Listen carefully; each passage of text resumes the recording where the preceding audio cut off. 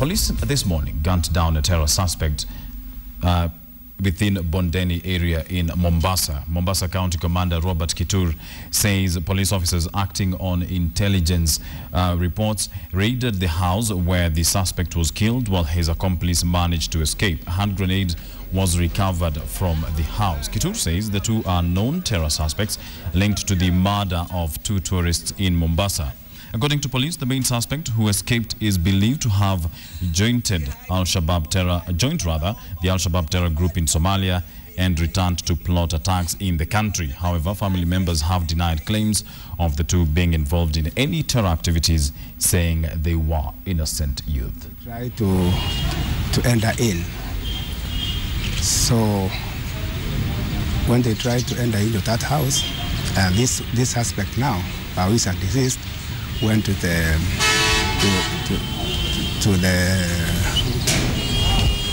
what do you call it? To the ceiling of that house. While there, he tried to throw a grenade to our officers. That is the time our officers responded. You have seen, he was also shot, and the grenade is there. Now, on September 21st, 2013, an identified gunman attacked the upmarket Westgate shopping mall in Kenya. The attack, which lasted until the 24th of September, that's 3 days, resulted in at least 67 deaths, including 4 attackers, and over 175 people were reportedly wounded in the with all the gunmen reportedly killed. The group claimed responsibility for the incident, which is characterized as a retribution for the deployment in Somalia. Many media outlets also suspected the insurgent group's involvement in the attack based on earlier reprisal warnings it had issued in the wake of the Kenyan authorities. Now, the Kenyan authorities later arrested dozens of people in the aftermath of the attack, but had not announced any suspects directly related to the siege. On 4th of November 2013, a Kenyan court charged 4 Somali nationals with harboring the slain gunmen in their homes, with each pleading not guilty. Now, beginning today, KTN will look back at the incident that shook the country and at the same time exposed Kenya's security lapses. Here's a sneak peek of what you expect tonight. It was around 1:45 there. That's when we had some shootings inside the mall.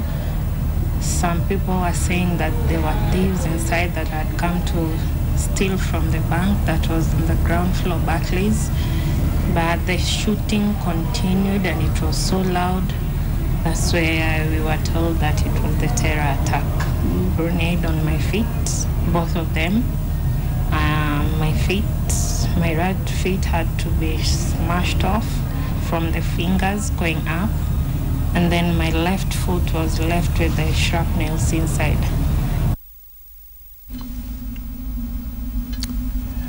Now, 2 girls died today morning after a speeding truck hit them at the Kisumu-Kisian junction after losing control while overtaking another lorry. Several other people were injured, and a motorcycle driver narrowly escaped death as his bike and several kiosks were flattened by the lorry that eventually overturned.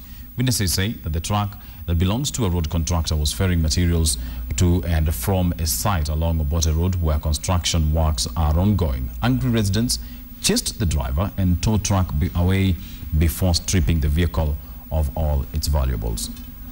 Akate inje yule mjamaa ameslow down. Sasa kutoka gari nje kando hivi kidogo. Ndio akaanza kugonga nini pale hivyo. Pikipiki moja pale.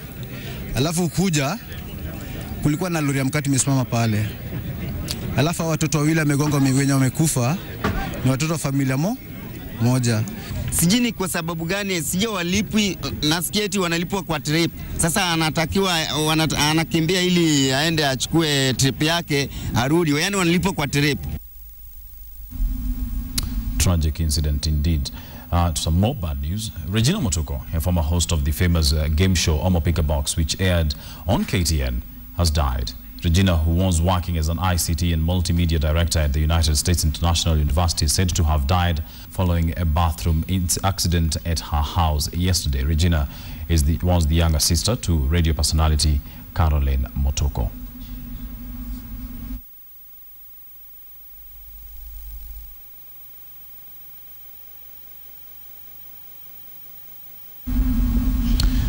condolences to the family members. Now, women leaders and female professionals from Nyanza and other parts of the country have joined hands in a program dubbed Okoa Mtoto wa Kike Masomoni to check the high rate of school dropouts amongst girls due to poverty and lack of sanitary towels in Homa Bay County. Speaking during the launch in Mbita constituency, Nairobi County First Lady Susan Kidero and Homa Bay Women Representative Gladys Wanga said they are also going to launch a similar project for boys who are the major cause of early pregnancies amongst teenage girls.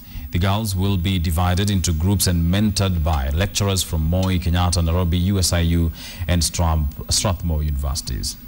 And to tell them that no matter where they come from, their dreams are valid and that they can become anything that they want to be. You are not even in college yet. You're not in university. Boyfriends will come and go. That body is the only one you have. Respect it. And demand that respect from everyone. Anybody who does not respect your body, let me tell you this, does not love you. Two URP MPs yesterday asked the CORD leadership to first formulate the referendum questions before asking Wananchi for signatures on the same. Abdullahi Aziz Ali Farah of Mandera East and nominated MP Abdi Nur Mohammed Ali joined the KIO North counterparts Julius Murgor in reiterating their opposition to calls for a referendum on the Constitution, saying Parliament should be used to amend any sections of the Constitution. Elgeyo Marakwet Governor Alex Torgos said although there was a need to increase funding to the county governments, he was also opposed to the referendum calls. Kama ma-counties wanataka pesa nyingi, njia mzuri ni njia ya bungeni. Sio kwenda kwa Wakenya, hawaambiwi kwa nini wanasaini hiyo kitu inaitwa referendum. CORD should formulate the questions of referendum first before the Kenyans sign those documents. Raila Odinga hataki kusahaulika katika nchi hii. He wants his name to remain in the minds of Kenyans. Hiyo tu, hakuna kazi nyingine. Anataka wananchi wa nchi hii waendelee kukumbuka yeye. Sasa unakumbuka kwa referendum. Tutaki mambo ya national government kudanganya wananchi. Badala ya kuambia wananchi pesa ambayo inakuja county ni 43% ya revenue ya 2009-2010, wanasema 43% peke yake. Ndio maana sisi tulisema kama wanasema 43%, situongeze 2% ikuwe 45%. Sasa hiyo mrekebishe. Muambie wananchi pesa ambayo inakuja county this financial year ni 12.5% ya budget ya this year. Let's stick with politics, and TNA leaders from Nakuru County are calling to an end party leadership wrangles, which they say is derailing development in the area. The MPs who spoke on behalf of Nakuru TNA elected leaders noted that the interim party leaders in Nakuru who oversaw the nominations and elections in 2013 should continue to hold office until proper elections are conducted. We cannot allow political brokers from the streets to come and start language here. The TNA had a structure during the elections, so we will hold meetings with them. And we also resolved that the interim committee that we talked about there before takes up position in this office here immediately until such a time that the party will hold elections. Hatutakaa kimya kama viongozi ambao walichaguliwa na wana TNA. And we are saying watu wakome na hatutaki kurudi tena kuona na wote atajaribu kuendelea kuleta language kwa hii ofisi bila sisi member of the parliament kuwa involved, tutachukua hatua kali sana, because that is a criminal offense. A teacher in Limuru has dedicated her life to making and giving out for free sanitary towels made from reusable material. This as the government unveiled a manual to help adolescent girls understand and deal with their monthly periods. The book, titled My Monthly Cycle Guide, will be distributed together with sanitary towels. For the better part of the adolescent girl population living in Nairobi or any other urban area, having an adequate supply of sanitary towels is never a big challenge. But there are millions of other girls in other parts of the country for who getting even a single decent piece is a living nightmare.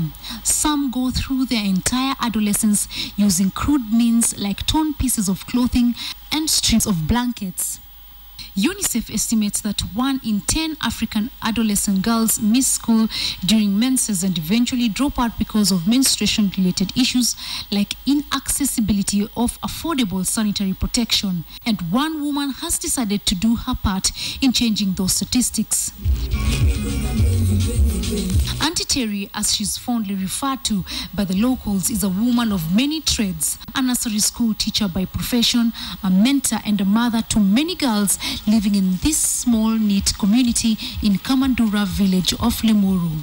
One girl happened to drop something and she was very shy correcting what she dropped. But when I looked at what she dropped, it was a piece of cloth, that is a used blanket. And I confronted her.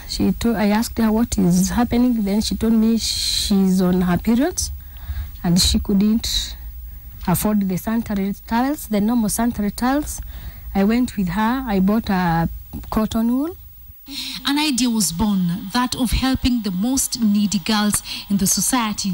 She started making handmade reusable sanitary wear for the girls who, after hearing about her generosity, turned to her for assistance. The girl was so happy.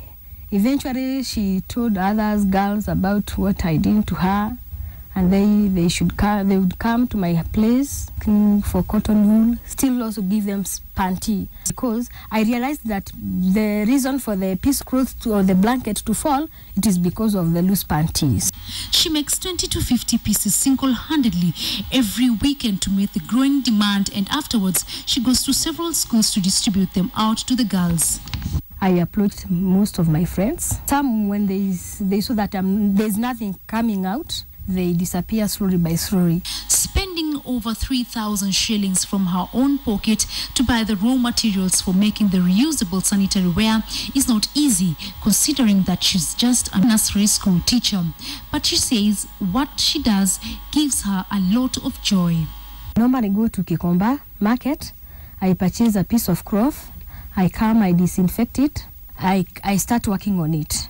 For a project that began in 2008, she has assisted over 500 girls, visited more than 30 primary schools, and she's not stopping anytime soon. That's all we had prepared for you this afternoon. Enjoy the rest of your viewing. Good day.